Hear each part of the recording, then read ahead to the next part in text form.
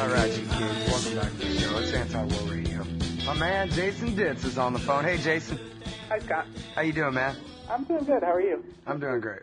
Hey, man, so everybody, Jason, of course, is the news editor at Antiwar.com, and you'll be smart. Like, even if you're dumb and you have a really low IQ, if you just go to news.antiwar.com and just study, you will know what the hell is going on, for real. This kid is unbelievable. I'm sorry to even call you a kid. You're not a kid at all. And you're great. And I think this is the funniest thing I've ever read that you've written. And your news summaries are often very funny, Jason, but this one's the best. I'm looking right now at antiwar.com/blog. Your official response to the CIA's accusations against you, Jason. Go ahead, tell us what's going on here, man. Well, it's not really the CIA's accusations. It's Radio Free Europe's accusations. And Radio the Free CIA. Europe, well, they used to be, but officially now they're separate. Oh, okay. Officially. You mean like the state legislature in California and Texas officially is separate from the CIA, quote, quote. Right. I'm sorry. So go ahead. Whoever these goons are, what they accuse you of? Well, they accused me of having articles on an Iranian website it's called BarackObama.ir, which that's Iran's domain name.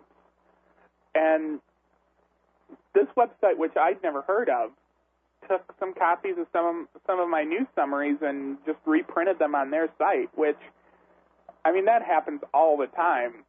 A lot of those articles appear 100 different places on blogs, on forums, on foreign websites. I mean, they end up all over the place, and there's really not much you can do about it. But the fact that some of these articles were picked up by this website, Radio Free Europe makes this accusation in an article that appears on Google News and appears all over the place that I might be working with them or have reached some sort of understanding with them to help the Ahmadinejad government get out its message.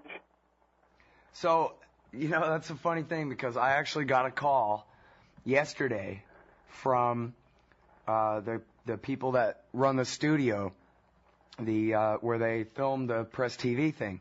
When I did Press TV a couple of weeks ago, which I don't get nearly the exposure you get in terms of all that copy pasting and what have you, but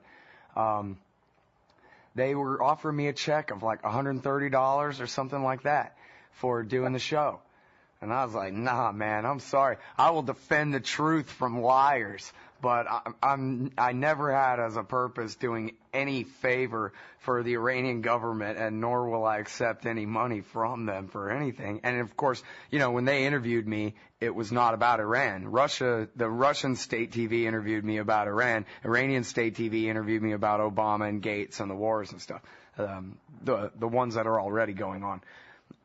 And so, but anyway, I never take $1 from a foreign government for crying out loud. Yeah, I'll tell the truth to them or whatever. They can record it. But I just think that's so hilarious, the kind of guilt by association there, as though anyone should believe that a website full of copy and pasted material from all over the world somehow is, employing Antiwar.com's news editor as some secret agent against the truth. Like Radio Free Europe is where the truth is found, and you're here trying to confuse the issue or something instead of the other way around.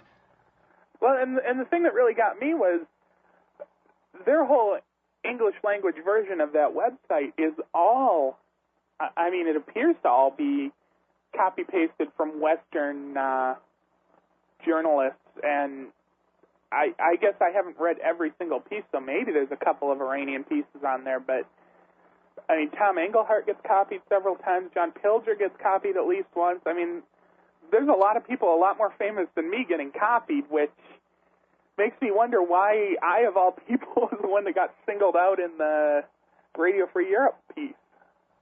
Well, maybe it's because, for whatever from their point of view, John Pilger's already John Pilger something. You're an unknown quantity, and all you ever do is disprove everything they ever say.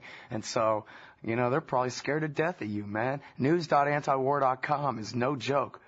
No, but the very idea that I would be somehow in league with the Iranian government is something of a joke. Right, yeah, or, yeah, that anyone would take their accusation against you seriously, unless, David Horowitz wants to say, see, everybody, we told you. And if it was anybody else, if it was some random website making that accusation, I would have probably not even noticed. It's just the fact that it's Radio Free Europe and they get somewhere in the realm of $90 million a year in taxpayer funding.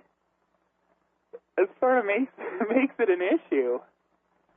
Yeah, absolutely. Well, make sure that when you're writing up your bio, news editor at antiwar.com, and you should quote, like, probably agent of the Iranian government or whatever, and then quote Radio Free Europe, like Jim Bovard likes to quote I think every executive agency condemning him. That's going to be a good one for you. This is a real feather in your cap, I think, Jason. Congratulations. And by the way, what's the exact quote? What was it that they said? You have it in front of you?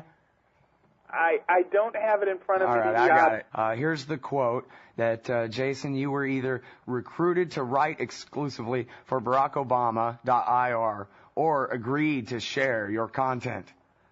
And then I guess you say later on in the article they go, or maybe not either, but in parentheses and lower down, huh? Yeah, that's kind of an afterthought. Ridiculous. They probably did a focus group and was like, is this working on you? Yeah, sure, I'll buy that. I'll buy anything. I'll hate Muslims if David Horowitz tells me to hate Muslims, or, whatever. I'll hate whatever you tell me to hate. But anyway, I think, for the people who that kind of thing doesn't work on, I think this is good for you, really. I mean, honestly, what other motive could they have, Jason, other than they fear you because you understand and you keep telling people, no. See, they say this, but here's what the real truth is.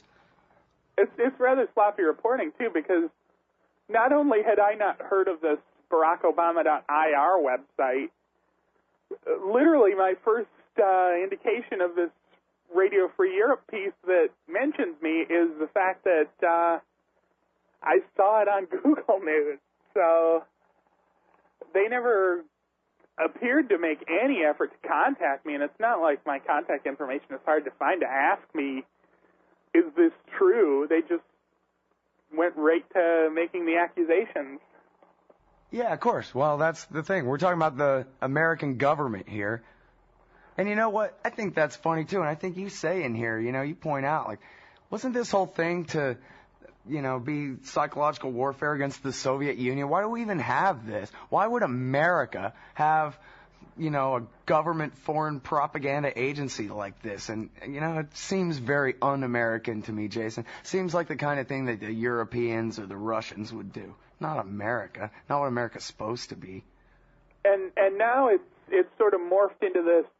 It's supposed to provide credible media for nations without a free press, but a lot of the countries that it provides to are American-occupied countries like Iraq and Afghanistan. And interestingly enough, they only started broadcasting Radio Free Europe in Afghanistan in 2002, so they decided to start broadcasting after the American occupation began. That's funny. I wonder if they think that really works. Like, okay, I got 19-year-olds with machine guns all over my neighborhood killing people and Apache helicopters strafing our graveyards and whatever, but, I heard on the radio that they really love us and to never read news.antiwar.com, so I guess I'll stay away from there. They're in league with the Iranians. All right, Jason, you're great, man. Keep up the great work. Thanks. Everybody, news.antiwar.com for the heroic Jason Ditz.